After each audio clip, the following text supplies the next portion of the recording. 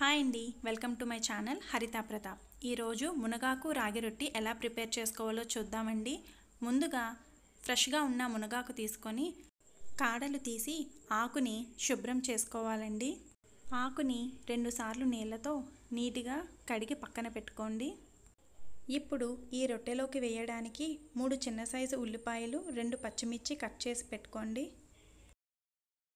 ఇప్పుడు ఒక గిన్నెలోకి 1.5 కప్పు రాగి పిండి వేసుకొని 1 టేబుల్ స్పూన్ జీలకర్ర చేతితో నలిపి వేసుకోండి. ముందుగా కట్ చేసి పెట్టుకున్న ఉల్లిపాయలు, పచ్చిమిర్చి, మునగాకు వేసుకొని రుచికి సరిపడా ఉప్పు వేసుకొని కలుపుకోండి. ఈ రొట్టి హెల్త్కి చాలా మంచిదండి. ఉదయం టిఫిన్గా అయినా లేదా సాయంత్రం స్నాక్ ఐటెంలా అయినా సరే చేసుకొని తినచ్చండి. ఇప్పుడు ఇందులో 1 గ్లాస్ మంచినీళ్ళు వేస్తూ ముద్దలాగా కలుపుకోండి.